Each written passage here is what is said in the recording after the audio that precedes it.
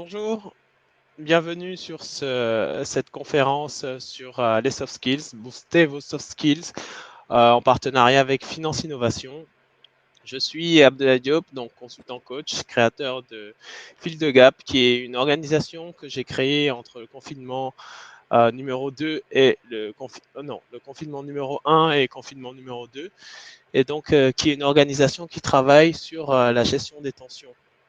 Donc, qui parle de gestion de tension, parle de sujets autour du stress et des conflits. Aujourd'hui, nous allons parler pendant une heure et demie de soft skills, donc toutes ces compétences personnelles que nous avons et qui peuvent nous aider à améliorer les situations dans lesquelles nous pouvons nous trouver. Donc, dans une situation normale, on ne se pose pas trop de questions, tout roule, on avance sur ces sujets. Par contre, dans une situation de crise, notre vision, notre perception peut être altérée. Donc, il y a des fois à aller chercher certaines ressources que nous avons en nous qui nous permettent justement de débloquer cette situation. Donc, j'ai la chance d'avoir autour de moi plusieurs experts sur le sujet et je vais les laisser se présenter rapidement avant que nous déroulions ces sujets. À vous les experts, qui veut commencer? J'y vais. Merci Abdullah. Bonjour à tout le monde et bienvenue. Je suis Tarja Vartiainen, je suis coach, coach, consultant et formatrice en leadership and management et aussi intervenant à HEC. J'ai passé d'abord mes premières 20 ans professionnels dans les entreprises internationales.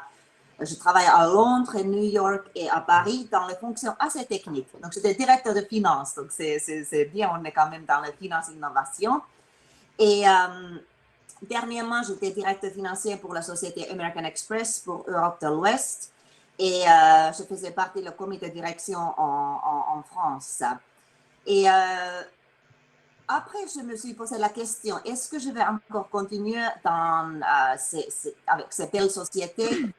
Je vais suivre mon cœur. Parce que j'ai toujours adoré travailler avec les équipes, pousser les équipes pour la performance, cohésion des équipes et plutôt sur les soft skills.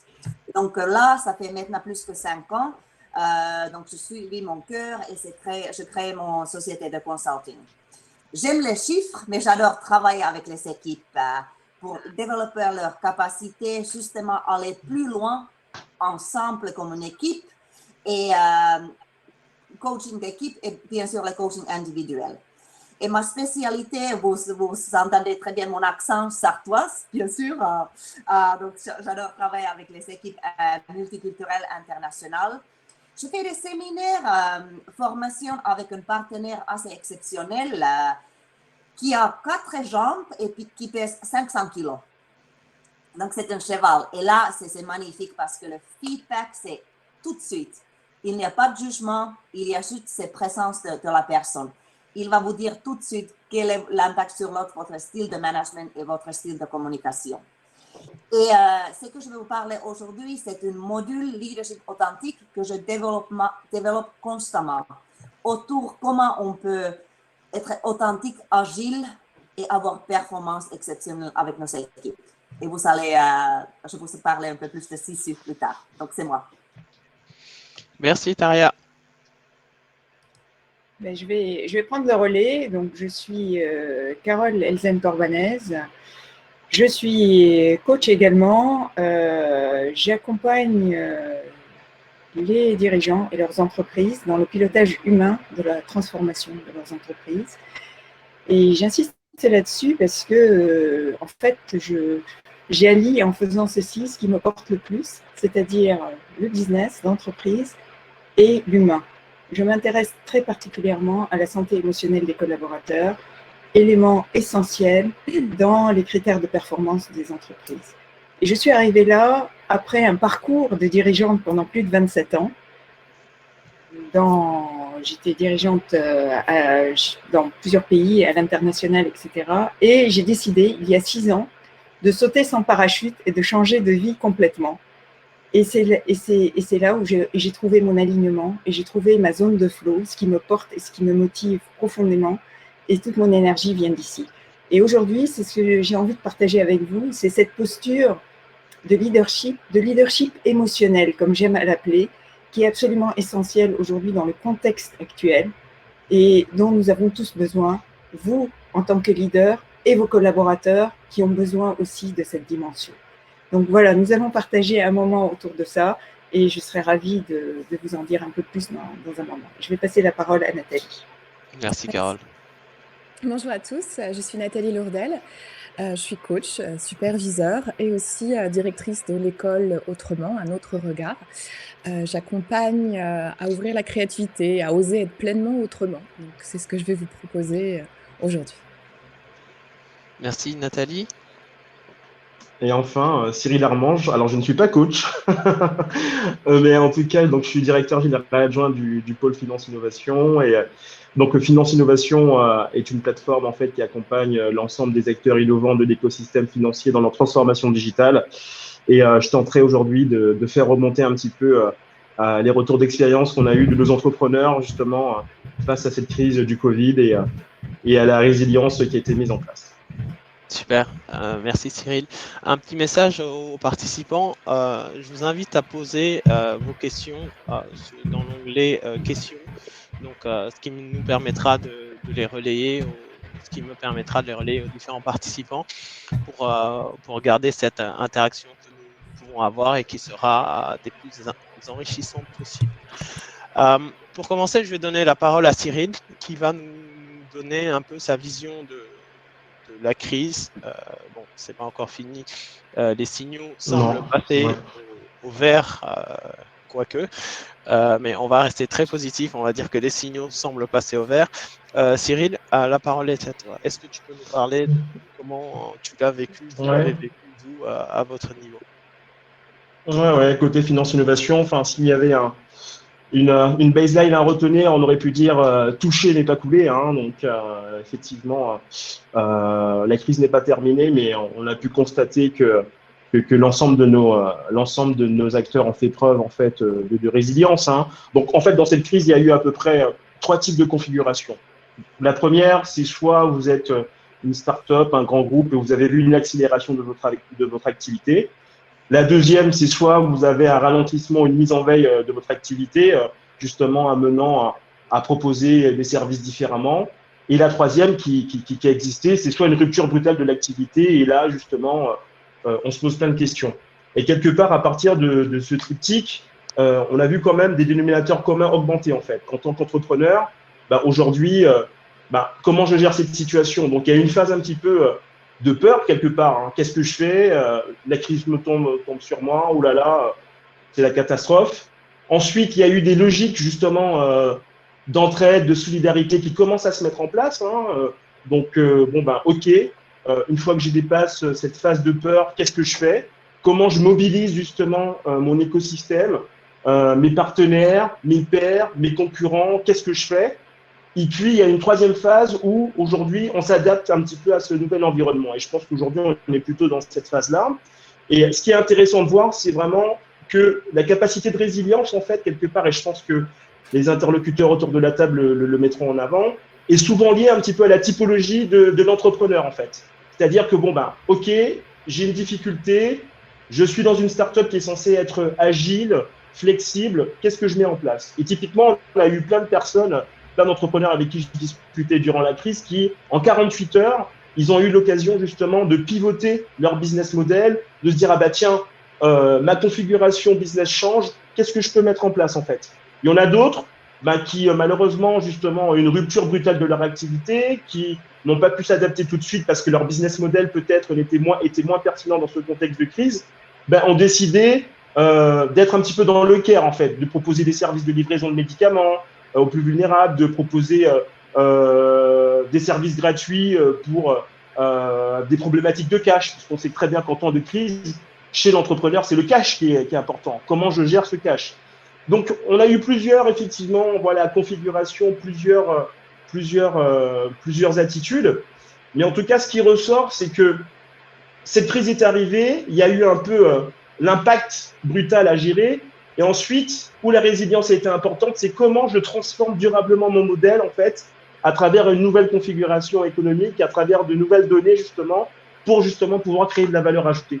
Et d'ailleurs, c'est sûr qu'on a vu plutôt bien, d'ailleurs, hein, puisque je rappelle que l'écosystème FinTech français, à la fin 2020, avait levé autant d'argent, avait fait de très grosses levées de fonds que l'année 2019, qui avait été une année exceptionnelle. Donc, on a bien vu la prise en considération justement de ces éléments de crise, comment je métabolise, comment je digère effectivement ces nouveaux éléments pour pouvoir proposer en fait un nouveau business model qui soit pertinent, en lien justement avec la nouvelle configuration de l'économie, et surtout aussi avec cette capacité de se projeter et de dire que la crise en fait est source d'opportunités. Notamment, ça a été le cas pour beaucoup de grosses scale-up de fintech en hypercroissance qui ont concentré justement leur valeur ajoutée sur le recrutement de nouveaux profils qui soient capables justement de faire preuve de cette résilience, de l'apporter, de la faire vivre au quotidien au sein de leur structure. Et c'est vrai qu'au sein de Finance Innovation, c'est quelque chose qu'on a beaucoup vu se mettre en place et qui aujourd'hui justement est en train de se pérenniser. Et quand je parlais d'adaptation à un nouvel environnement, on voit qu'aujourd'hui que, enfin voilà, je veux dire, la crise est passée, certes, il y a des possibilités encore de retomber dans certains aspects, notamment sur les domaines de faillite. Mais du coup, les entrepreneurs ont eu cette capacité à se remettre en question, à s'entraider. Je pense que c'est très important. Il y a eu vraiment des logiques de solidarité qui ont été importantes, sollicitation des pairs et ensuite justement à proposer quelque chose pour la relance économique qui se présente aujourd'hui. Merci Cyril pour cette vision.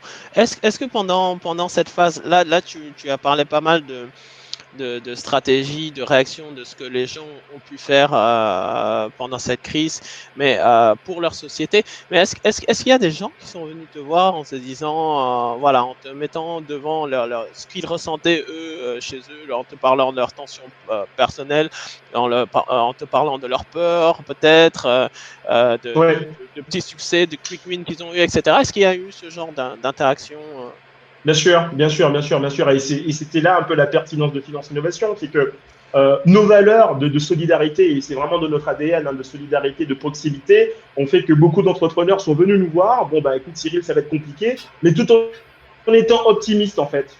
On a fait une étude avec l'un de nos partenaires Estiméo auprès de 200 CEO qui se disaient que bon, bah, ça va être compliqué, on ne sait pas comment faire, on ne sait pas comment se retourner.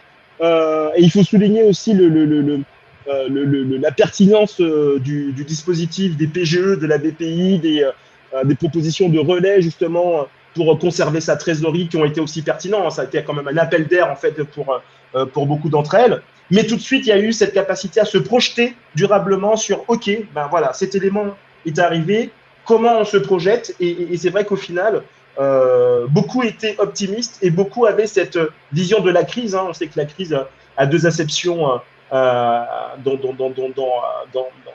la culture chinoise, où il y avait cette opportunité. Ça va être l'occasion pour nous ben voilà, d'avoir des cas concrets, de tester le test and learn, hein, le fameux test and learn, et de voir concrètement ben aujourd'hui, ben, il faut que je me bascule vers des solutions qui marchent très très vite parce que j'ai la pérennité de ma boîte qui est en jeu, j'ai des salariés justement à payer. Et ça a été souvent des questions qu'on a eues. Et au final, on était un peu dans la maïeutique hein, en tant que Finance Innovation. Souvent, ils avaient eux-mêmes les réponses, mais nous, on servait un petit peu de fil rouge, notamment sur, bah, écoute, tu peux faire ça, tu peux contacter telle personne. On a vraiment été écuménique, comme vraiment comme un site de rencontre, quoi. Je présente souvent Finance Innovation comme un mythique où on a vraiment cette notion de mise en relation pertinente pour pouvoir justement ben, rassurer, pérenniser et faire les gens se projeter efficacement sur la suite. Super, du moins je trouve très intéressant ce que tu dis.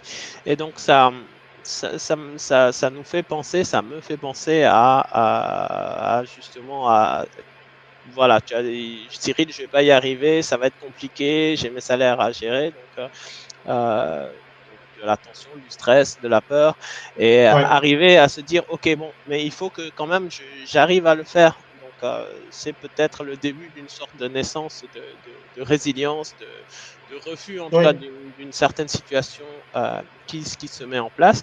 Et pour moi, c'est l'occasion rêvée pour faire une transition vers Tarja, qui va nous parler justement de cette philosophie de résilience à la finlandaise. Merci Abdou et Cyril.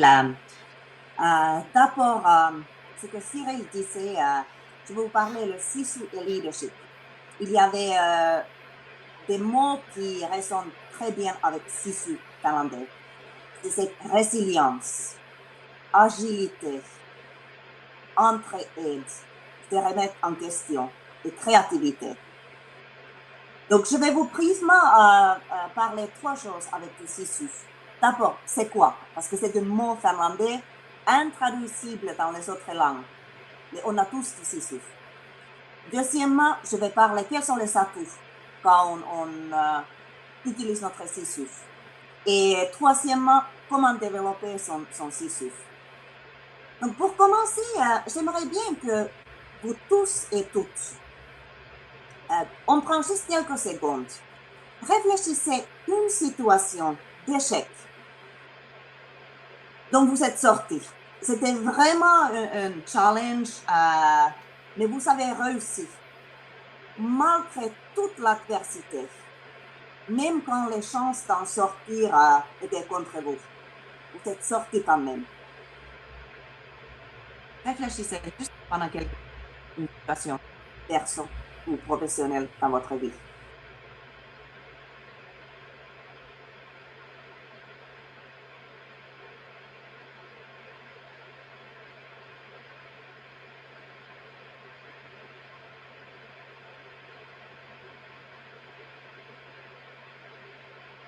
Donc, avec cet exemple, si vous savez même avoir quelques pistes, parce que tout le monde a cette sisu. Donc, c'est quoi la sisu? Le sisu, c'est la force mentale. C'est cette persévérance, détermination, courage. À la façon finlandaise, sortir d'une situation quand on est face au mur. On trouve la façon d'en sortir. On va contourner les obstacles. Et pourquoi c'est les Finlandais qui ont donné le mot pour cette force mentale? Ça fait partie de notre histoire parce que la Finlande, on a battu les Russes pendant la guerre froide.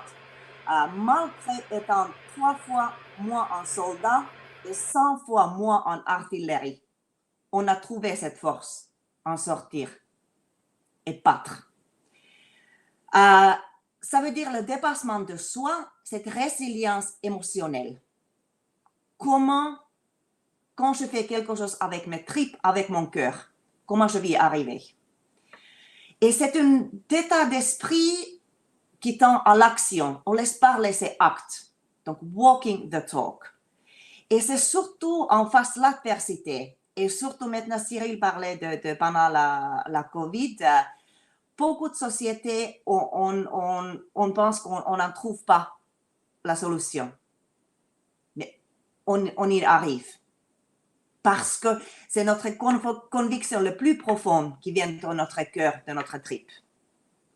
C'est cette not giving up, vous lâchez rien, vous y allez.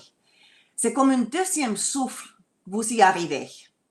Et justement, maintenant, je vais parler un peu des atouts. Quels sont les atouts à travailler avec le sisu? Vous allez entendre, je vais parler beaucoup le sport. Parce que créer cette sisu, trouver son sisu, c'est comme le sport.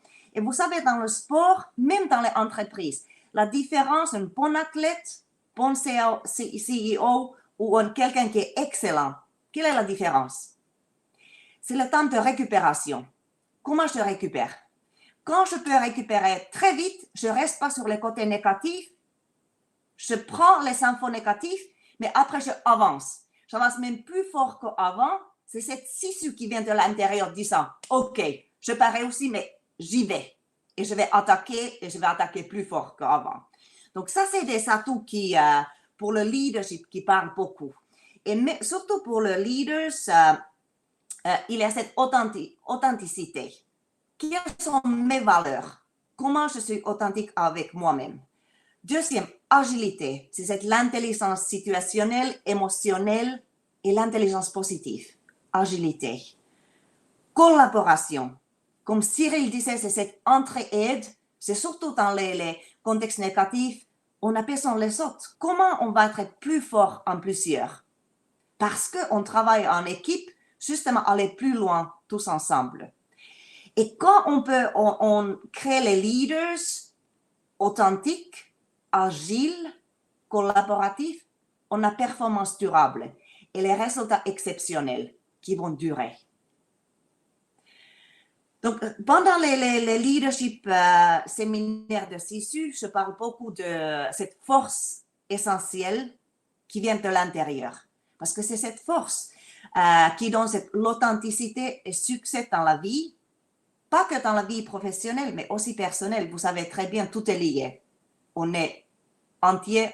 Donc, si on est authentique avec cette force, on y arrive. Mais c'est un état d'esprit, et comme dans le sport, on peut penser SISU, mais on a besoin de pratiquer. Quand je fais le sport, j'ai besoin d'entraînement, peut-être 2-3 fois par semaine, mais tout le temps, parce que c'est pas toujours naturel. Donc, quand je pratique, comme le sport, ça va devenir plus naturel. Donc, ça nous fait apprendre à émerger le meilleur en tout le monde, ensemble. On trouve cette valeur ajoutée de chacun dans le collectif, justement être plus fort en plusieurs. C'est co-créer le soutien collectif, s'inspirer. Avec cette authenticité, c'est l'inspiration. On travaille sur l'inspiration, pas sur la domination. Justement, avoir les résultats durables. Et remplacer le comportement égoïste par cette entraide, avec humilité et simplicité. Là, on va plus loin, plus fort, plus vite. Avec résilience et persévérance. Et là, on va surmonter les obstacles et avoir cette endurance à long terme. Donc ça, c'est les atouts. Comment développer son SISU? Donc c'est la troisième chose. Et d'abord, je vais parler 4 piliers. Mais ces 4 piliers, ça va être autour de vos valeurs. Parce que nous tous, on a nos valeurs qui sont importantes pour nous, qui sont très différentes, uniques. Et même dans le leadership, c'est cette humilité et simplicité. Après, Carole va parler beaucoup plus autour du leadership collaboratif, mais c'est tout ce leadership collaboratif qu'on peut développer. Donc, le premier pilier, c'est auto-respect, intégrité, honnêteté. Parce que le respect commence avec soi-même. Donc, c'est respecter pour être respecté. Ça veut dire que, quelles sont mes priorités? Je commence par me respecter. Par exemple, mes priorités, si je peux en faire le sport tous les jours, ça c'est mon priorité. Je mets mon sport première chose le matin ou l'après-midi ou le soir. Mais c'est mes priorités. Quand je me respecte, je vais être beaucoup plus respectée par les autres. Je vais être plus performante. Je vais avoir les résultats. Donc, c'est créer cette qualité de vie, qualité relationnelle, enrichir sa vie parce que j'ai amélioré mon bien-être, mon endurance. Cette endurance, résilience qui vient de l'intérieur de moi. Parce que je sais que ça commence par moi-même. Donc ça, c'est le premier pilier autour, c'est respecter avec mon intégrité, honnêteté. Deuxième pilier, c'est autour courage. Courage, dans le contexte que s'il y a conflit, s'il y a des problèmes, je vais attaquer tout de suite. Je ne vais pas laisser traîner ces problématiques à l'intérieur de moi en disant « je ne sens pas y aller conforter cette personne ». Si, je prends justement ce courage à l'intérieur de moi et je dis « j'y vais ». Même c'est difficile pour moi, mais plutôt je peux être en face de ces situations problématiques, je me sentir mieux. Et ça peut même quelquefois être les petits conflits, je les résoudre tout de suite, parce que sinon ça peut devenir, c'est comme une boule de neige. Plus grand, ça va manger à l'intérieur de moi. Donc, c'est ce courage, faire face aux problèmes tout de suite, avant qu'ils deviennent très, très grands, et ne pas laisser traîner. Et aussi cette entraide, aussi demander l'aide, être bien entouré. Et aussi accepter que quelquefois, il y a cette négativité, les relations toxiques autour de nous. Je le dois dire, ça, je ne prends pas. Le côté positif. Et enrichir encore sa vie par écouter, être bien entouré. Et cette communication authentique. Walking the talk. Laisser parler ses actes.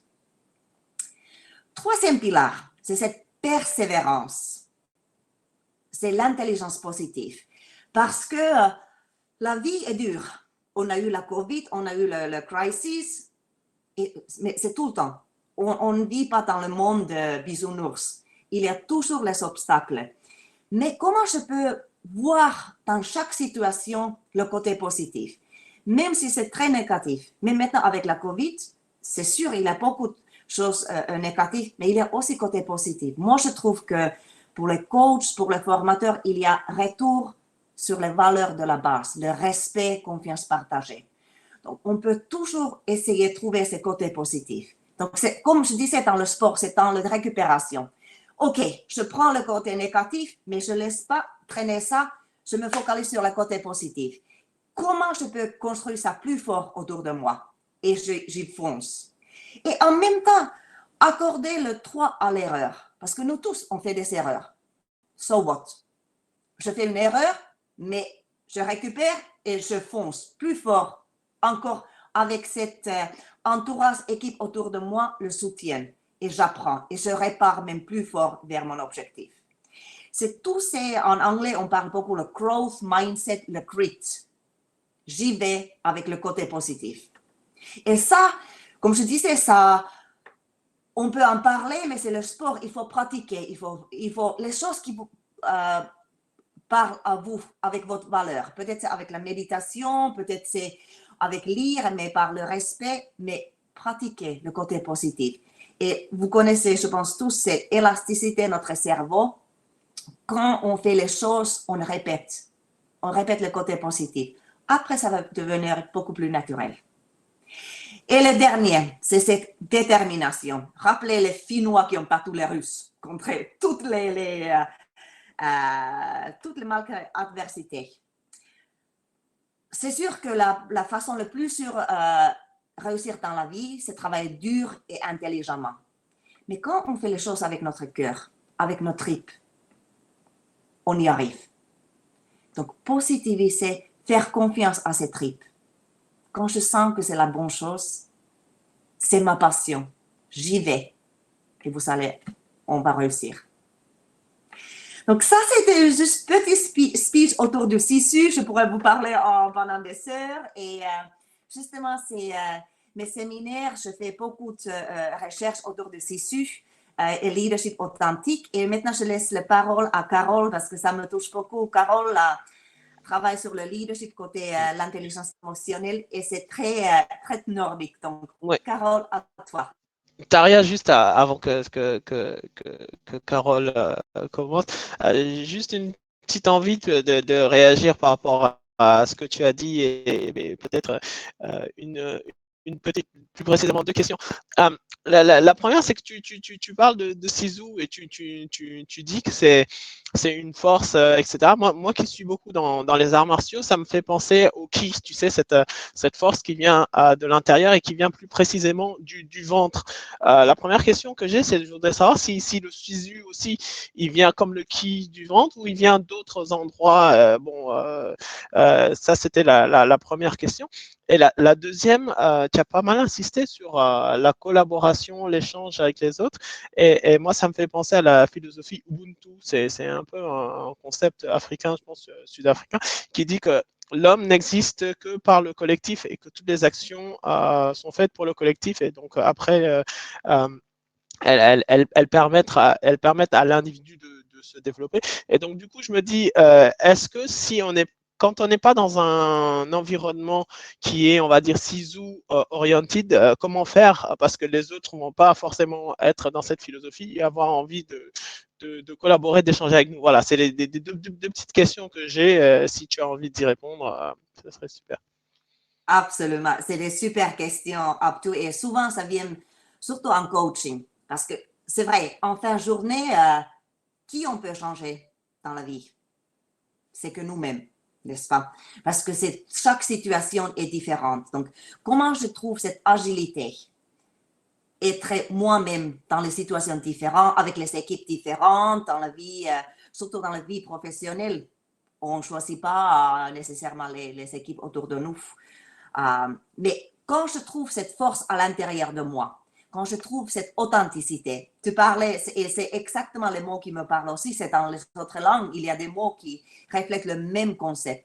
C'est mon tissu. Et le plus souvent, ça vient justement de mes tripes. Je pense que vous savez tous, on a quelquefois ces situations que quelqu'un nous dit quelque chose, après vous dites, je ne sens pas vraiment le message que ça vient que ce n'est pas congruente avec cette personne. Faites confiance. Et si ça vient de votre tripe, de votre cœur, mais c'est cette force à l'intérieur. Et ça peut être des choses différentes pour les personnes. Et deuxièmement, c'est super apte que dit dans la culture africaine, il y a cette entraide, et c'est pour ça que je pense tissu. Et quand je travaille avec les chevaux, c'est justement le comportement égoïste, ça n'existe pas.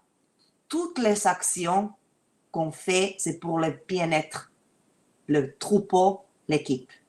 Parce que quand on peut mettre notre ego à côté, on travaille pour la confiance collective, on va beaucoup plus loin. Et c'est même une des raisons pourquoi les chevaux ont pu vivre plus que 55 millions d'années. Parce que le comportement égoïste, ça n'existe pas. C'est pour le bien-être collectif.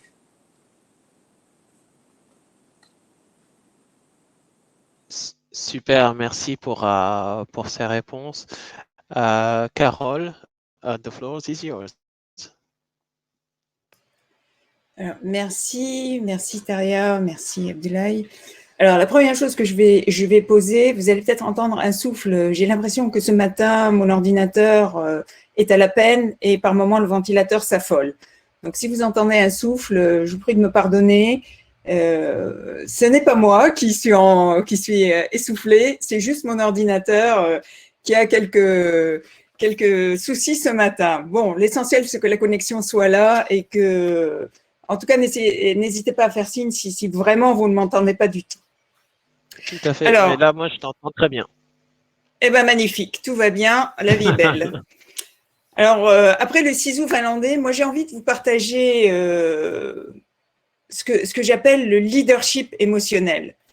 Et j'ai le sentiment qu'aujourd'hui, encore plus que jamais, on a vraiment besoin de cette posture de leadership, qui est une posture qui fait appel aux compétences de leadership, qui sont bien établies, donc la vision, la détermination, l'assertivité, etc., combinées aux compétences de l'intelligence émotionnelle et sociale.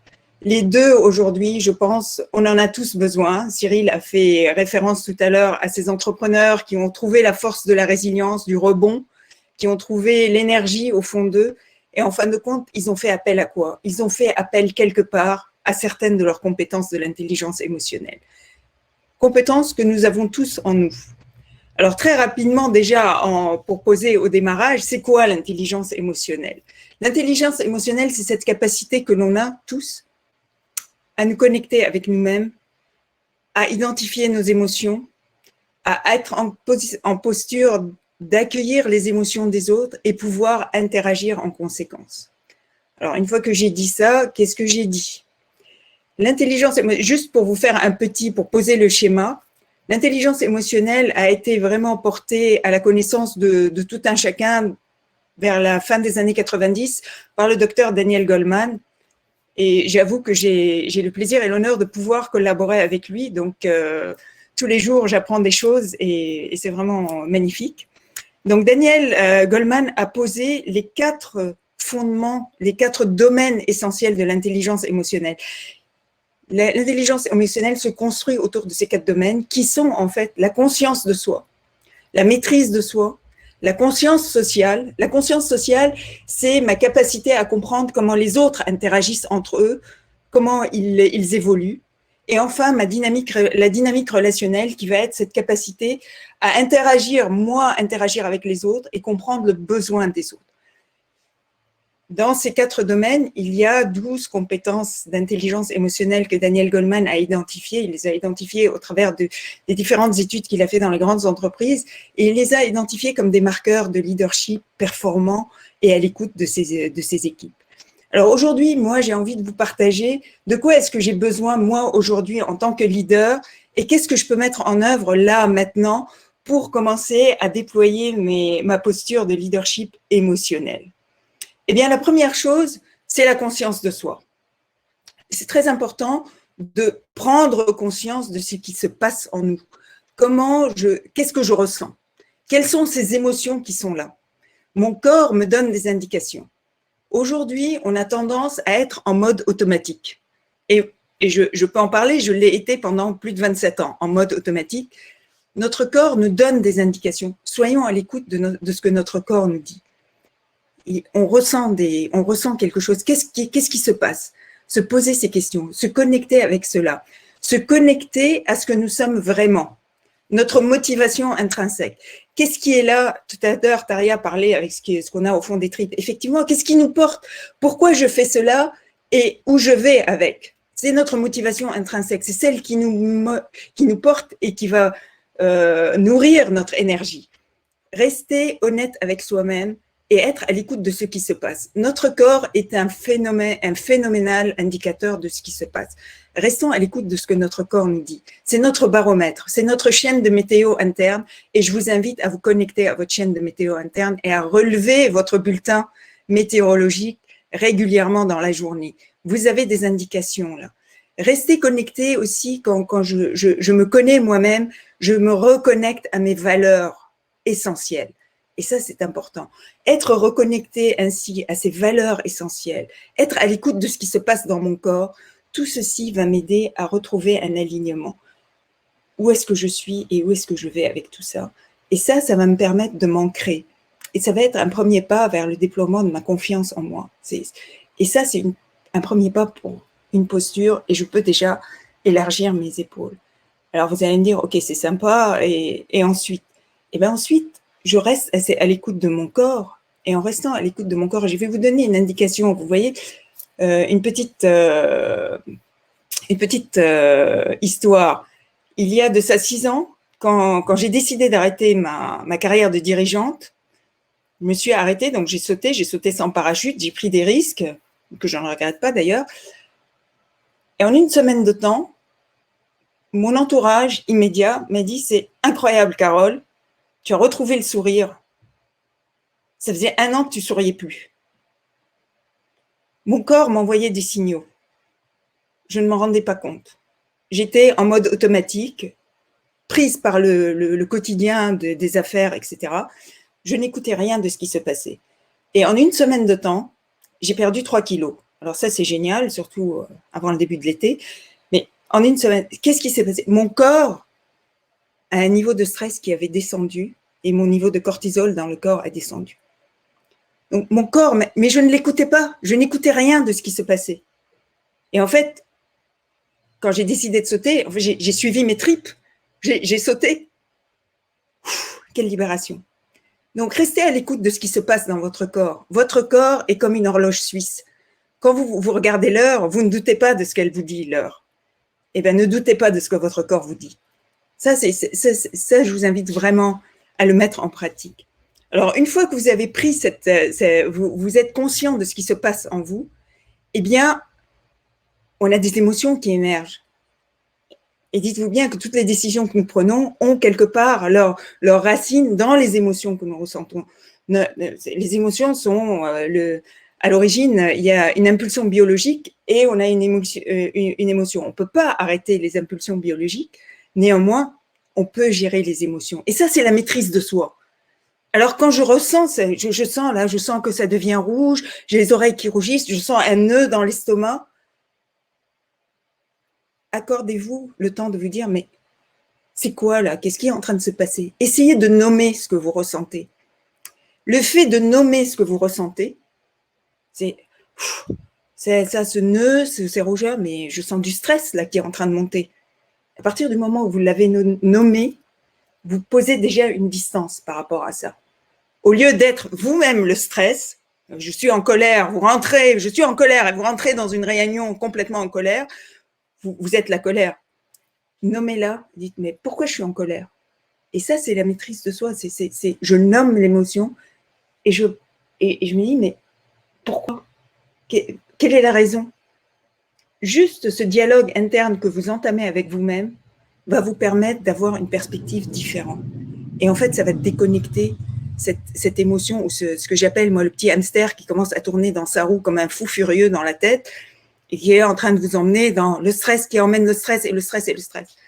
Il y a de ça 2 semaines, j'étais vraiment dans cet état-là, super stressée, j'étais même limite désagréable, pas sympa pour mon entourage. Et j'avais un meeting que je préparais. Et à un moment, je me suis dit, mais tu ne peux pas y aller comme ça. Qu'est-ce qui se passe? Il y a eu un moment de prise de conscience.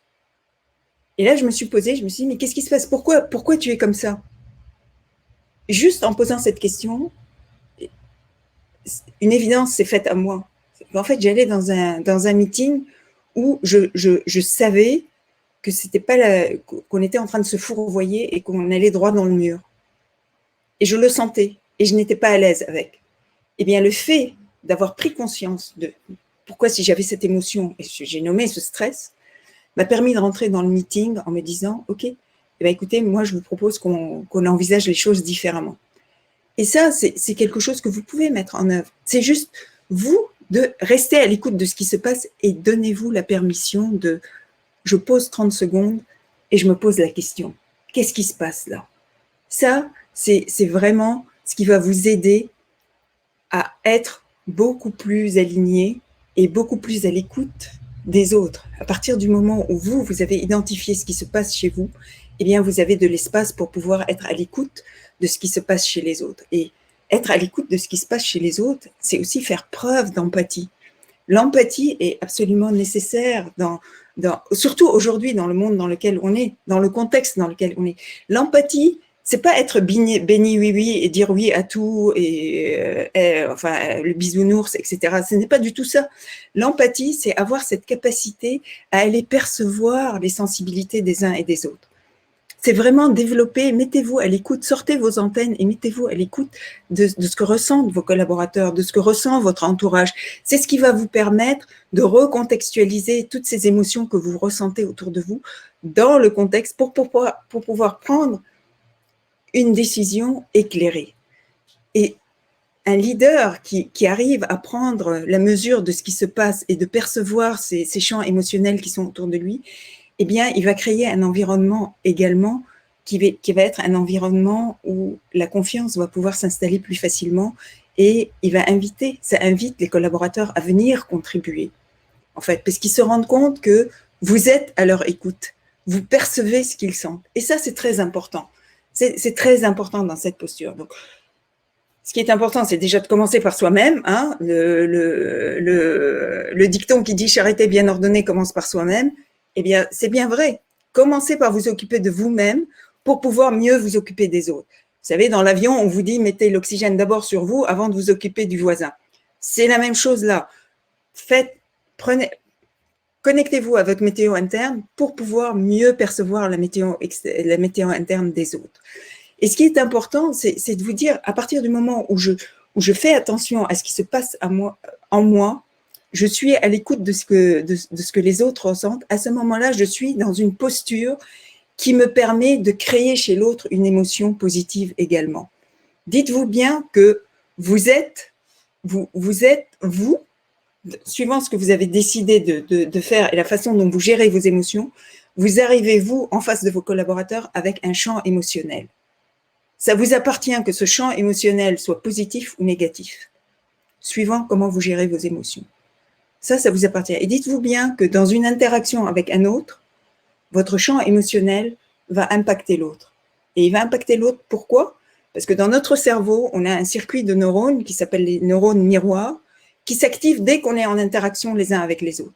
Donc, même quand vous êtes en Teams, Quand vous arrivez et que vous n'êtes pas vraiment aligné et que vous avez un surplus d'émotions qui sont là et qui sont en train de tourner dans votre tête et que vous n'avez pas nommé, avec lesquelles vous n'avez pas pris de distance, vous allez créer un champ émotionnel qui va être perceptible même à l'écran. Donc, c'est cette prise de conscience qui est super importante. Alors, c'est cela qui va vous permettre d'avoir des interactions beaucoup plus ouvertes et qui va vous permettre de faciliter l'engagement et la contribution de vos collaborateurs. Ce que vous amenez, vous, avec votre champ émotionnel, va impacter automatiquement votre entourage. Alors, quelles sont les petites astuces? Quelles petites astuces pourriez-vous mettre en œuvre? Eh bien, la première chose, c'est vraiment écoutez-vous vous-même. Et là, c'est prenez la mesure de ce qui se passe en vous. Votre corps est un indicateur. Essayez de prendre juste le temps. Posez-vous 30 secondes. Qu'est-ce que je ressens dans mon corps, là, dans une situation donnée? Qu'est-ce que je ressens, là? Ah, je sens que j'ai l'estomac qui commence à se tordre, là. Ou je sens des fourmis dans les mains. Je sens que je suis en train, la chaleur qui monte, là. Qu'est-ce qui se passe, là? Et posez-vous la question, qu'est-ce que je ressens? Et essayez de nommer ce que vous ressentez. Ça, c'est un premier pas pour la prise de conscience et la maîtrise de ce qui va arriver. Posez-vous ces questions. Posez-vous la question de vous dire, est-ce que j'écoute, je perçois bien ce que ressentent mes collaborateurs? C'est aussi une façon pour vous de vous mettre en lien avec vos collaborateurs.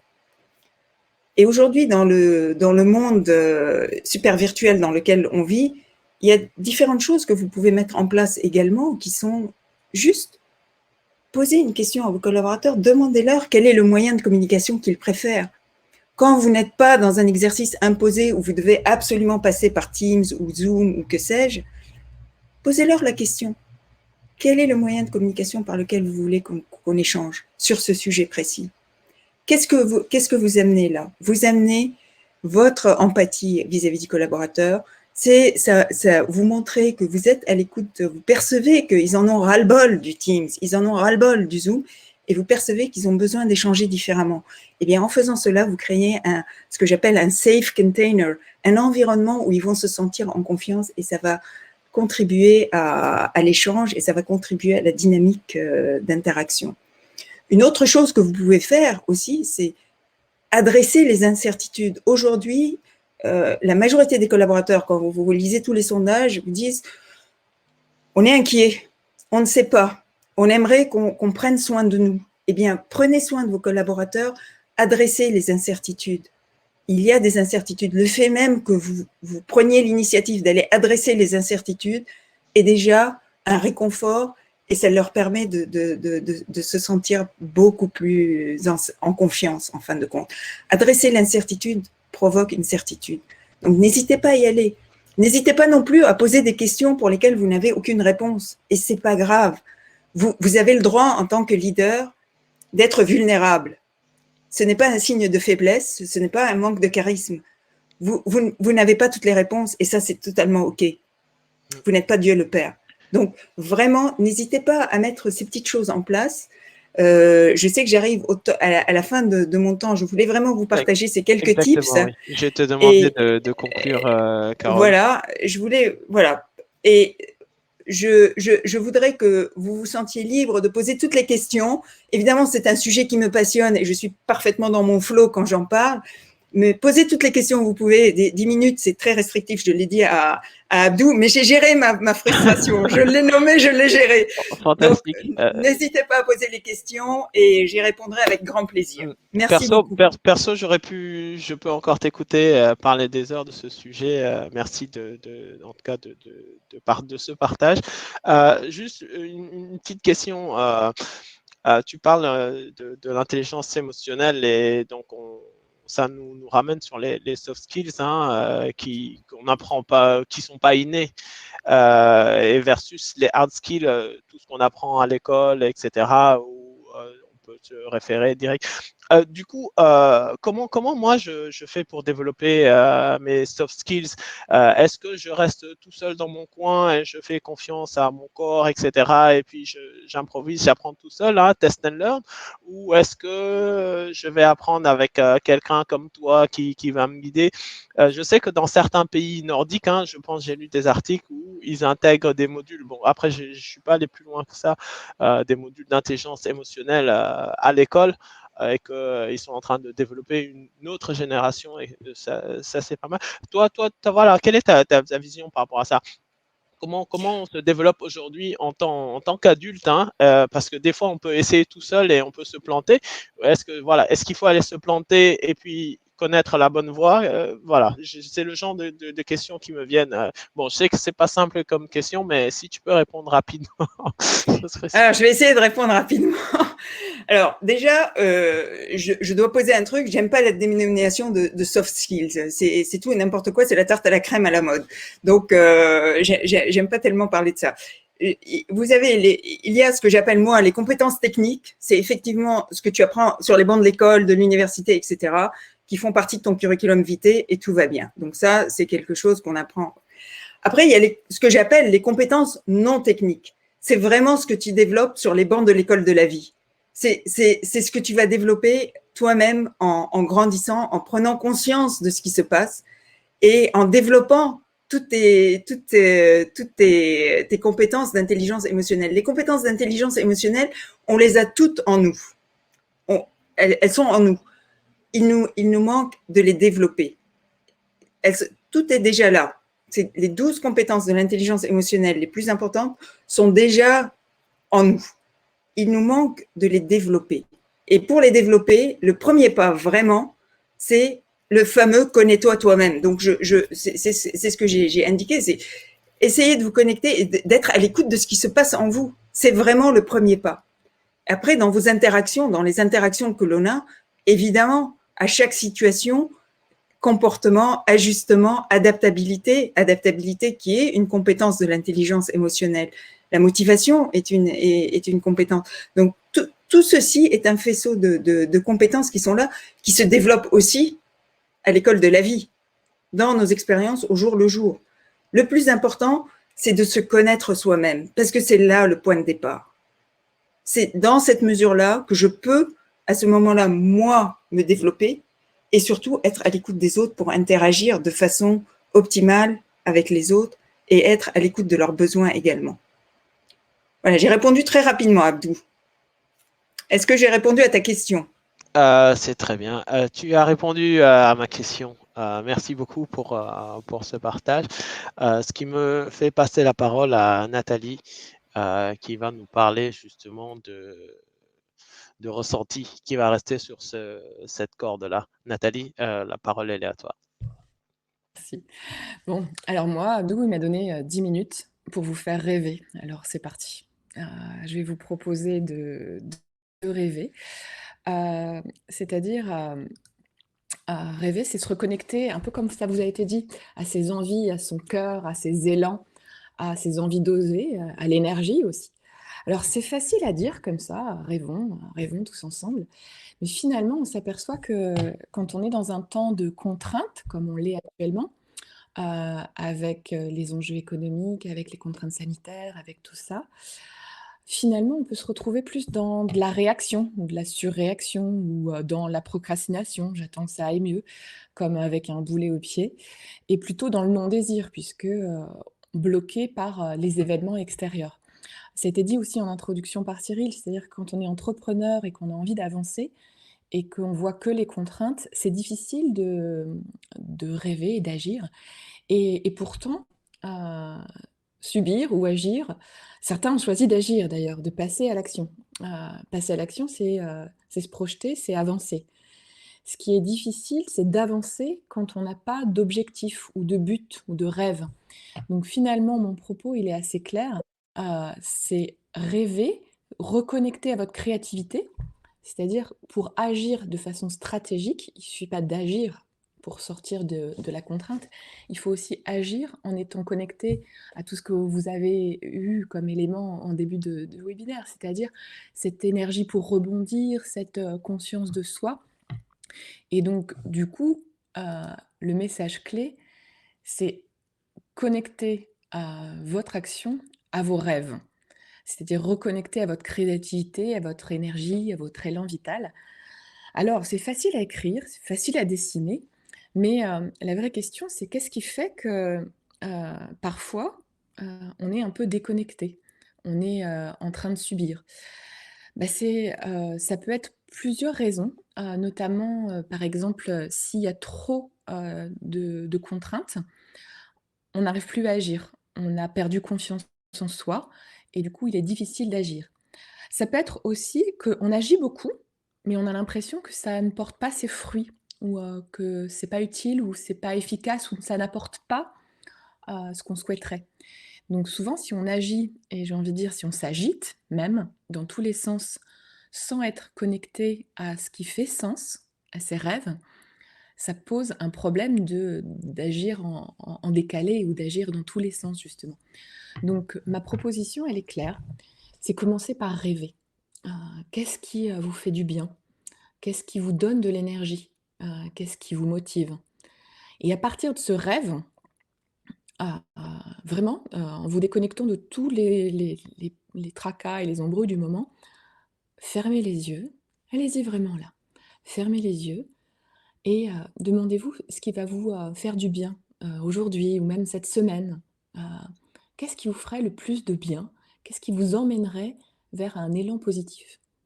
Donc, ça peut être reconnecter à des amis, à des collègues, lancer un nouveau projet, peu importe. Regardez vraiment ce qui va vous faire du bien.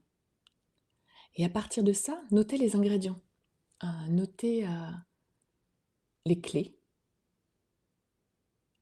Et une fois que vous avez ça, une fois que vous avez le rêve, là, vous pouvez vous poser la question du plan d'action. Quel est le premier pas? Qu'est-ce que vous pouvez faire qui va dans le bon sens, qui va vous redonner cette énergie? Tout l'intérêt est là. Et donc, clairement, je vous laisse du temps pour atterrir du rêve, mais quand on se met à agir et qu'on est connecté au rêve, on retrouve confiance en soi. Et quand on commence à agir, même un tout petit pas, envoyer un mail, relancer quelque chose ou dessiner votre rêve, dessiner votre projet, ça fait sortir du subir parce que ça permet de retrouver la confiance dans son potentiel à agir, dans sa capacité à être acteur de sa vie. Donc finalement, mon propos est assez similaire avec tout ce que vous avez entendu. La base, c'est de mieux se connaître soi-même, de retrouver la confiance en soi pour agir, mais agir stratégiquement en étant connecté à ce qui vous fait rêver. Voilà la première clé que je voulais vous proposer. Et puis, la clé suivante, finalement, c'est comment on fait pour arroser la confiance en soi. Je dis souvent que je suis jardinier coach. J'aide mes clients, j'aide les coachs, les RH, les managers que j'accompagne à grandir. Mais posez-vous cette question. Qu'est-ce que je fais moi-même pour arroser ma confiance? Quels sont les actes? Quelles sont les émotions? Quelles sont les intentions? Qu'est-ce que je fais qui m'aide à être mon meilleur allié? Comment je fais pour me nourrir moi-même? Alors souvent, on prend beaucoup de temps pour aider les autres, pour aider sa famille, ses amis, ses collègues, mais on oublie de prendre soin de l'essentiel. L'essentiel, c'est soi-même, parce qu'on ne peut pas accompagner, on ne peut pas soutenir, on ne peut pas créer si on ne prend pas soin de sa base personnelle. Donc, je vous inviterai aussi à peut-être à dessiner ou à rêver ce qui va vous faire du bien pour renforcer la confiance en soi. Parce que clairement, ce que j'ai montré sur le schéma suivant, c'est qu'on ne peut pas agir en étant authentique, efficace et créateur de nouveautés si on n'est pas connecté à soi-même et à la confiance en soi-même. Donc, je vous invite à nourrir ça. Et une des façons de le faire, puisque Abdou m'a demandé de parler aussi de confiance en soi et d'atypicité, c'est de reconnaître qu'on est chacun avec nos nos fleurs, j'ai envie de dire, on n'est pas tous les mêmes, et finalement accepter qui on est, accepter son côté atypique pour vraiment pouvoir s'épanouir et créer du nouveau, ou même fleurir, clairement. C'est ça qui va vous permettre, d'oser plus loin, heu, de rêver plus loin et d'imaginer ce dont vous avez vraiment besoin pour vous épanouir au cœur de qui vous êtes. Donc, on est tous, plus ou moins atypiques avec des pétales qui peuvent être différents. Certains et je trouvais que ça c'était assez visible. On voyait l'émotion aussi quand Carole parlait, ben, oui, être connecté à ses valeurs, à son empathie, à c'est chouette, mais il y a aussi, tout le reste. Admettre qu'on est impatient, admettre qu'on est exigeant ou admettre qu'on s'éparpille et que ça fait partie de sa fleur personnelle, c'est OK. Admettre qu'on a besoin de nouveautés tous les jours, OK, bah, c'est ça, en fait. Dessinez votre fleur personnelle. Demandez-vous, c'est quoi vos ingrédients? Est-ce que c'est la liberté qui vous fait vibrer? Est-ce que c'est, la curiosité? Est-ce que c'est, le trop et admettre que oui, des fois, vous avez besoin de faire trop ou de courir dans tous les sens parce que ça vous amuse? En tout cas, regardez, ce qui fait sens, ce qui fait pétale, ce qui fait fleur pour vous et une fois que vous les avez, dessinés, une fois que vous les avez admis, et en admettant aussi que certaines peuvent, vous déplaire. Je pense, j'ai beaucoup de clients qui me parlent de leurs émotions qui sont, trop sensibles, à la sensibilité exacerbée ou à fleur de peau. Bah, ça fait partie de vous et c'est en le rejetant qu'on n'est pas pleinement authentique et pas pleinement soi et c'est en le rejetant qu'on n'arrive pas finalement à s'épanouir. Admettre que ça fait partie de soi permet justement d'écouter, son baromètre interne, permet de grandir et peut-être, c'est ça la clé, c'est de se dire, «Comment je peux être authentique déjà moi avec moi?» et ce qui me permettra d'être plus authentique ou plus fleurie ou plus colorée, plus épanouie pour ce monde finalement. Voilà, l'essentiel, l'essence, des fleurs et des parfums que j'avais envie de vous proposer pour lancer la discussion et vraiment j'aurais plaisir à répondre aux questions. Voilà, en tout cas, sur ce que je voulais vous proposer. Abdou, je te laisse. Merci beaucoup, Nathalie. Une question qui me vient, moi, comme ça, c'est dans cette société dans laquelle on vit, en tout cas, je crois qu'on vit, où on demande de garder les pieds sur terre, d'être pragmatique, etc., d'être réaliste. Comment toi tu fais pour justement essayer de casser un peu le moule, casser, si, je sais pas si c'est le bon mot, mais comment tu fais pour sortir les gens d'un schéma dans lequel ils sont, dans lequel on les a fait grandir, construire, etc., pour justement qu'ils s'autorisent à rêver et envisager d'autres choses ou un autre niveau. Effectivement, je suis complètement d'accord avec le fond de ta question qui est, on est plutôt habitué à faire du carré, des choses pragmatiques, mesurables, chiffrables, des indicateurs. En fait, moi, je casse le code direct. Si on commençait par faire quelque chose d'atypique, j'utilise souvent des jeux ou des dessins, de la créativité pure pour commencer les séminaires. C'est-à-dire, ce serait quoi le comité de direction idéal ou à quoi il ressemblerait le projet. C'est aussi la technique qui était utilisée par Walt Disney, hein. D'abord rêver et ensuite, une fois qu'on a rêvé, on revient les pieds sur terre. Parce qu'évidemment, j'accompagne des comex, à un moment donné, on ne peut pas faire que rêver parce que sinon, on se dit: «Bon, c'était bien, mais et alors?» Donc vous avez bien vu que sur le schéma, il y a rêver d'abord, pour avoir une vision, une envie, une motivation stratégique et ensuite se poser la question du: «Quelles sont les actions qui sont en cohérence?» C'est ce que je vous ai proposé de faire pour vous-même d'ailleurs. D'abord, libérer toutes les cases, rêver, rêver et ensuite regarder le concret. Donc c'est par étapes, je dirais et souvent, en fait, la plupart des gens en ont besoin. C'est-à-dire que quand on est pris dans la roue du hamster à courir d'une urgence, d'un webinaire à l'autre, d'un mail à l'autre, d'un dossier à l'autre, bah, si je vous propose, si on s'asseyait et qu'on rêvait un peu pour être encore plus efficace, pour être encore plus stratégique, finalement encore mieux dans ses baskets et au final courir plus vite, la plupart, ils achètent. Super, merci pour ces précisions. Du coup, moi, je vais vous parler de l'intelligence situationnelle. On va respecter l'agenda qu'on s'est fixé. Je pense qu'on est encore bon. Donc, qu'est-ce que c'est l'intelligence situationnelle? L'intelligence situationnelle, c'est ce qui va nous permettre de nous dire à un moment donné, OK, je suis là dans un système et est-ce que les choses, ce qui se passe me va ou pas et comment je vais m'en sortir ou en profiter.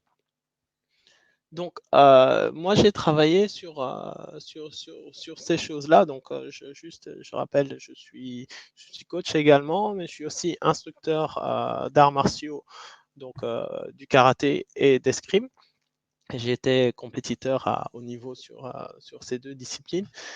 Et les philosophies et les stratégies de ces sports-là, en fait, souvent, je les ai transposés dans ma vie professionnelle. Donc, j'ai été auditeur et consultant à un niveau international. Et dans ma vie privée aussi, ça marche dans les relations de couple. Je ne dis pas que c'est la bagarre à la maison avec madame ou monsieur, mais des fois, là, utiliser certaines stratégies, en tout cas certaines approches, permettent de résoudre, déminer certaines situations. Donc, en prenant un peu de recul par rapport à ça, je suis en train d'écrire d'ailleurs un bouquin sur le sujet. J'ai travaillé sur 3 piliers, concepts. Taria, tu étais sur 4 par rapport au Sisu, si je me trompe pas. Donc, moi, c'est plutôt 3. Et avec un moyen mémotechnique pour retenir, donc pour aller plus loin, c'est phare, phare loin en anglais. Donc F-A-R. Qu'est-ce que je mets derrière? Donc le F, c'est le fil. Sentir, ressentir.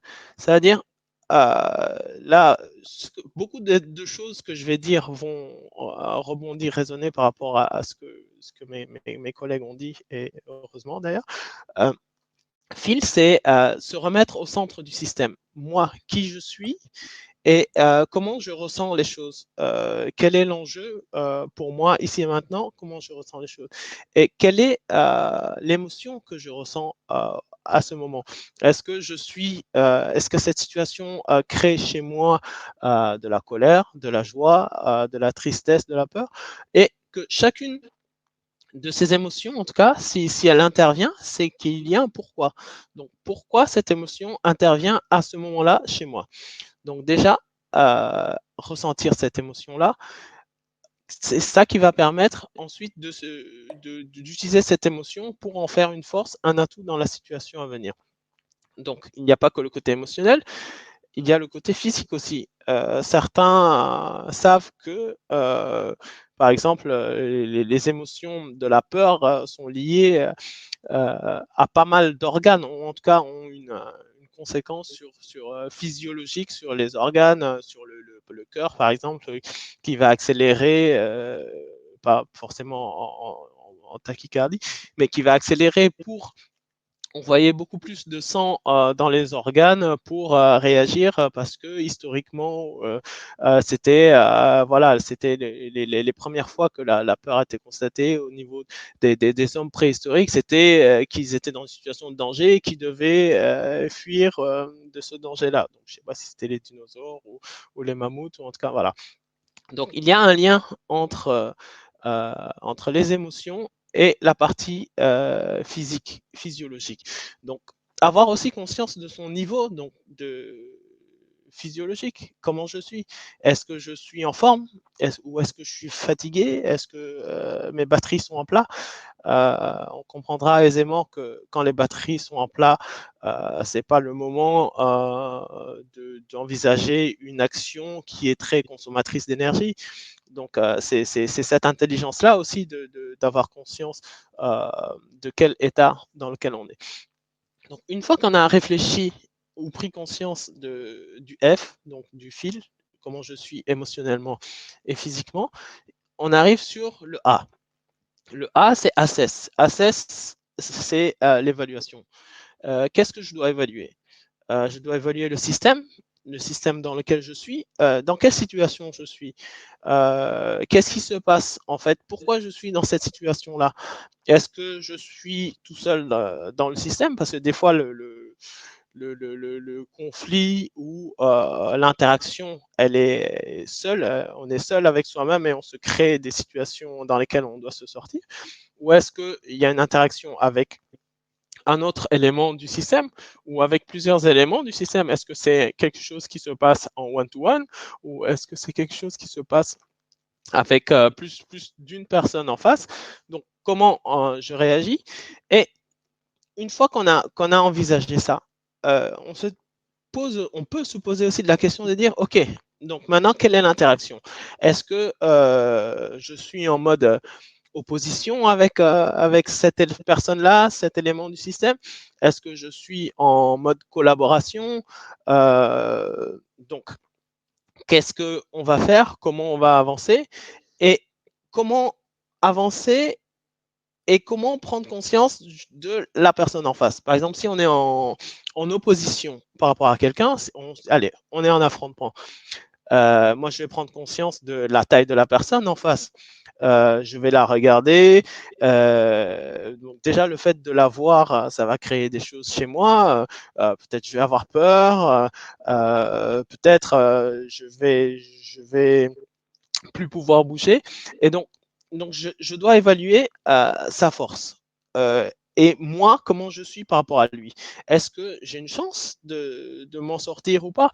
Est-ce que finalement, qu'est-ce que ça représente? Est-ce que il y a besoin forcément qu'on soit en interaction avec celui-là? Qu'est-ce que ça représente au final par rapport à mon macro-objectif? Pourquoi je suis dans cette situation? Donc, pourquoi je suis dans cette situation? Voici mon adversaire, mon collaborateur ou mon partenaire et comment on va échanger, interagir. Donc, comment on va interagir? Quels sont ses atouts? Quels sont mes atouts? Et au final, à quoi ça sert? Pourquoi on doit interagir ou pourquoi moi je dois le battre ou pourquoi il doit me battre? Donc, à partir de ce moment-là où on a pris conscience, où on a évalué la situation, on peut envisager la troisième étape. Donc, si j'ai ressenti ce qui se passe en moi et que j'ai évalué ma force, mon énergie, etc., que j'ai, deux, que j'ai évalué l'objectif, la situation dans laquelle je suis et l'interaction que j'ai par rapport au système ou par rapport aux individus. 3, je peux proposer le R, React. Donc, c'est la réaction ou l'action. Quelle action je vais mettre en place pour me sortir de cette situation? Donc, dans action, forcément, on parle d'action, mais il faut savoir que le fait délibérément de choisir de ne pas agir, c'est une action en soi. Donc, agir ou pas agir. Et donc, réfléchir de la meilleure manière à l'action qu'on peut proposer. Donc, tous ces éléments mis bloc à bloc, bout à bout, pardon, nous poussent vers la résolution de la situation. Donc, à savoir que c'est une séquence qui se produit pas une seule fois. Donc, c'est quelque chose qui peut se répéter, pas forcément de manière N, mais voilà. Dans une interaction, par exemple, si on prend un assaut d'escrime, ça j'aime bien cet exemple-là. Par exemple, si on prend le sabre, on doit aller à 15 points. Il y a un téléphone qui sonne. Est-ce que je peux couper? Bref. On doit aller à 15 points. Ça veut dire qu'à chaque point, il faut mettre en œuvre sa stratégie pour aller chercher le point. Donc, éventuellement, cette séquence de F à R, on peut se la poser 15 fois jusqu'à atteindre les 15 points.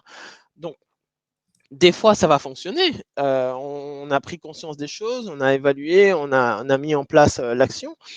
Mais finalement, ce qui se passe ou l'issue des choses n'est pas satisfaisante. Donc, qu'est-ce qu'on fait? Est-ce qu'on baisse les bras ou est-ce que justement je réfléchis par rapport à tout ça, je ressens les choses et je propose autre chose? Donc, Ce qui amène à quelque chose qui est très important, c'est la gestion de l'échec, parce que on gagne pas toujours, hein, faut avoir conscience de ça. Ok, tant que les choses marchent, c'est facile de dire, bon allez, je prends même un match de tennis, je joue avec quelqu'un, j'ai un service fantastique, je mets des S, S, S, S sur S. Finalement, je gagne mon jeu, je gagne mon jeu si 40-0. Je ne me pose pas de questions, je continue à faire la même chose. Par contre, si mon service ne marche plus, je vais peut-être réfléchir et le faire différemment. Donc, se poser de la question de, voilà, comment les choses, tant que les choses fonctionnent, je les fais et j'avance, et rester dans ce niveau de performance, etc. Et quand les choses ne marchent pas, prendre conscience qu'elles ne marchent pas et voir comment je peux faire en sorte pour que les choses marchent. À savoir que une des clés de tous ces éléments-là, c'est la préparation. Donc, comment je me prépare à ça? Donc, certains parleront d'improvisation, etc. Mais pour moi, la meilleure manière d'improviser, c'est d'être préparé au maximum d'éventualités. Donc, à partir du moment où on est préparé au maximum d'éventualités, on peut improviser dans n'importe quelle situation. Donc, là, on revient à une métaphore par rapport au sport. Le fait de refaire ses gammes, de travailler, de répéter des exercices, etc., ça va créer des automatismes qui font que dans une certaine situation, on agit sans pour autant avoir à réfléchir. Et donc, on est plus rapide, plus efficace et on va plus rapidement au but. Donc, simplement ressentir, évaluer et agir. Ce sont les trois clés, agir ou pas agir, que je voulais échanger avec vous sur ce sujet-là. Je ne sais pas si mes camarades veulent poser une question par rapport à ce que j'ai dit. Moi, j'ai une question de béotienne, Abdoulaye. J'ai bien écouté ce que tu as dit et je sais que tu es un sportif de haut niveau. Est-ce que tout ce que tu as dit là, c'est la raison pour laquelle beaucoup de sportifs utilisent énormément la visualisation dans leur préparation? Parce que tu dis, il faut anticiper les situations. Bon, dans notre vie de tous les jours, on ne peut pas toujours tout anticiper. On peut avoir une idée de ce qui va nous arriver, mais on ne peut pas tout le temps tout anticiper. Je vois bien le domaine de sport de haut niveau. Et en même temps, moi, à ma petite échelle de tous les jours, comment je peux le mettre de façon pratico-pratique en fin de compte? Super, Carole. Merci, très bonne question. Par exemple, si tu prends si tu prends certains commerciaux en tout cas, ou non, j'aime pas l'exemple des commerciaux, je vais parler d'autre chose, je vais parler de la négociation de l'augmentation. Voilà, pendant mes ateliers, j'aime beaucoup cet exemple-là. Voilà, on est dans une situation où on demande son augmentation de salaire. Pour tous les gens qui sont en poste, etc., c'est un moment clé. Hein, un des meilleurs moyens de se préparer à ce moment-là, c'est de se mettre dans un coin et de réfléchir à cette situation et de se dire, OK, quand je serai en face de mon chef, voilà, telle est ma demande et je la formulerai de cette sorte. Qu'est-ce qui peut se passer?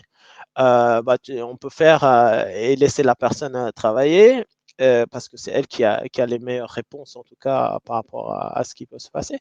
Donc, le plus simple, ça marche, fonctionne, et tout de suite, il dit oui, tu as raison, élément fantastique, super, je t'augmente comme tu veux. Ça, il n'y a pas beaucoup de choses à faire. Par contre, si les choses ne fonctionnent pas comme on le souhaite, et on commence à dire non, mais c'est pas le moment, l'enveloppe, il n'y a pas d'enveloppe cette année, etc. Donc, à partir du moment où on a un premier refus, donc on va aller chercher autre chose parce qu'on s'était préparé à cette première réponse de non. Donc, on prend le premier non et on va avancer des arguments en fait qui en sont en notre faveur et qui peuvent peuvent permettre de débloquer la situation. Je ne dis pas que la situation va forcément se débloquer, mais en tout cas, qui vont marquer l'esprit de la personne en face. Donc, la première séquence, on a eu non, ça n'a pas marché, mais voilà. Donc, un non maintenant, c'est pas forcément un non définitif. Donc, le responsable qui dit non, c'est pas maintenant. Donc, on peut travailler à la suite. On peut dire, OK, moi, je peux accepter le non maintenant parce que voilà, c'est un peu bloqué. Mais on s'engage à revoir très rapidement la situation pour justement faire évoluer celle-là. Donc, il y a la partie travail des arguments qu'on peut avancer un à un pour voir si on peut faire bouger cette première situation. Et si on n'arrive pas à faire bouger cette situation-là, on peut travailler à la faire bouger, peut-être pas à l'instant T, mais à l'instant T plus un mois, T plus 3 mois, T plus voilà, un peu plus loin. Je ne sais pas si je réponds à ta question, mais... Tu me donnes des éléments, oui. C'est effectivement, tu m'ouvres des perspectives là. Ok. Merci. Super. Donc là, il est 10h22. On s'était engagé à aller jusqu'à 30. Donc le timing est respecté. Je vais voir s'il y a des questions. J'invite en tout cas les participants à poser des questions. Blablabla. Donc, j'ai pas de questions à ce stade. Rapidement, en tour de table, je voudrais juste que pouvez-vous me parler de votre actualité, me donner votre site web pour que les gens puissent vous contacter s'ils veulent aller plus loin avec vous ou parler de ces sujets, d'autres sujets, et donner un mot de la fin. L'une et tous, Cyril aussi qui est encore connecté. On respecte l'ordre dans lequel on est intervenu. Donc, du coup, ce sera Taria. Voilà. Quelle est ton actualité, ton mot de la fin, etc. De quoi tu as envie de nous parler? Donc, mon actualité, surtout les séminaires en plein air. Parce que je pense que c'est très bien cette visioconférence, mais on a marre. On a besoin, c'est d'abord connecter à nous-mêmes, à l'extérieur, avec le potent, et connecter avec nos équipes. Donc, l'actualité, comme je fais beaucoup de séminaires dans la nature, vraiment d'abord déconnecter pour être mieux connecté à soi-même et avec l'équipe. Donc, les séminaires commencent, donc c'est super. Et là, visioconférence, je pense qu'il y a beaucoup de positives. Les gens ont réalisé, c'est un outil puissant, mais pour moi, il n'y a rien qui remplace le temps de qualité. C'est connecter avec ses équipes. Donc, ça c'est super. Je suis super ravie.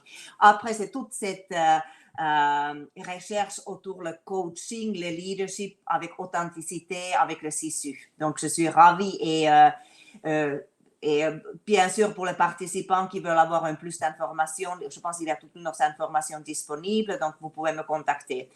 Et vraiment, gratitude pour à toi, Abdu, Cyril et Carole et Nathalie. Juste, peux-tu rappeler le nom de ta société? C'est très facile, donc c'est mon nom, Tarja Vartiainen Consulting.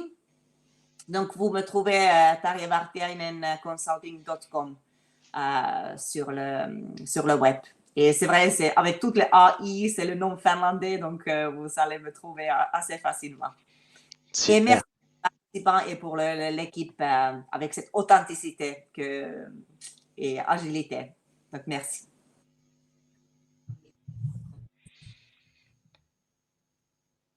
Carole?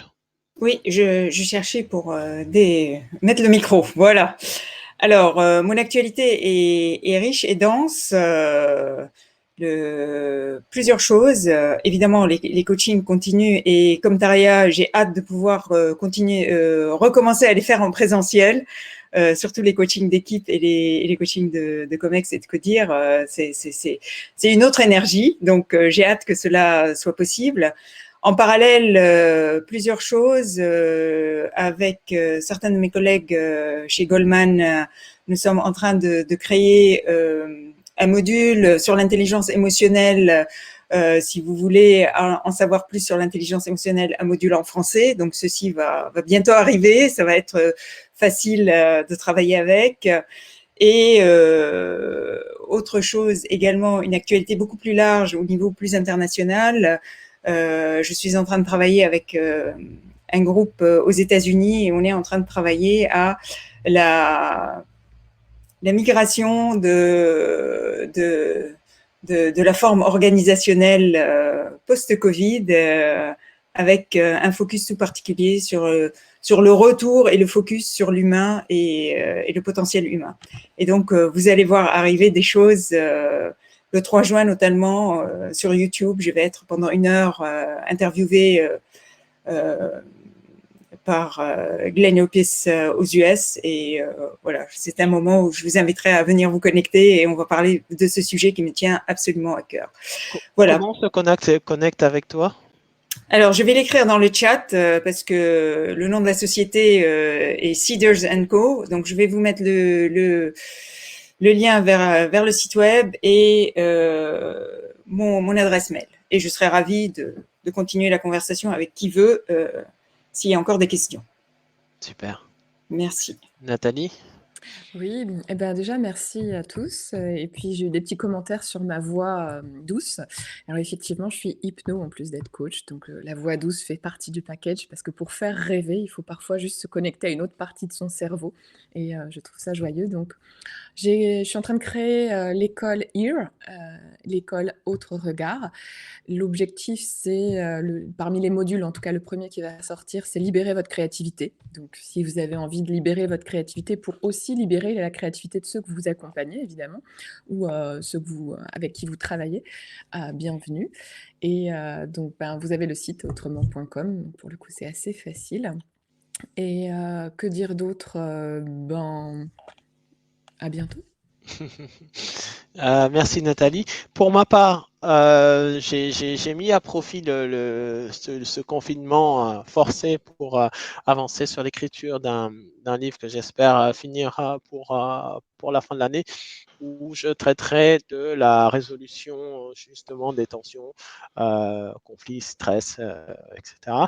Et puis, je suis en tout cas optimiste par rapport à la reprise des ateliers sous un protocole sanitaire approuvé et avec des groupes limités, parce que j'ai hâte de reprendre les ateliers de gestion du stress et du conflit en utilisant une approche des arts martiaux et de l'escrime. Allez voir sur mon site fildegap.com, il y a une petite vidéo qui montre un peu comment ça marche, comment c'est fait, et voilà. Et je laisse le mot de la fin à Cyril Armange de Finance Innovation. Je le remercie de nous avoir donné ce temps d'échange. Je remercie aussi mes confrères coachs, Nathalie, Carole et Taria. Et Cyril, merci beaucoup. Et la conclusion est pour toi. Merci Abdoulaye, merci à tous. Je pense que c'était vraiment passionnant et c'est vrai qu'on est un peu limité par le temps parce que je pense qu'il y a tellement de choses à dire. Mais en tout cas, nous, on aura le plaisir de vous accueillir à nouveau parce que je pense que au-delà effectivement de la crise, des situations de résilience qu'elle impose, je pense que pour les entrepreneurs qu'on accompagne, ce serait vraiment idoine de vous avoir notamment dans des questions de croissance. Je suis un entrepreneur, je lève 20 millions d'euros. Comment je m'organise, comment je réorganise mon COMEX, comment je recrute, quelles sont mes priorités stratégiques, comment je fais en sorte de rester fidèle à mon ADN sans me faire duler. Enfin voilà, je pense qu'il y a plein de problématiques dans lesquelles vous êtes tout à fait pertinent.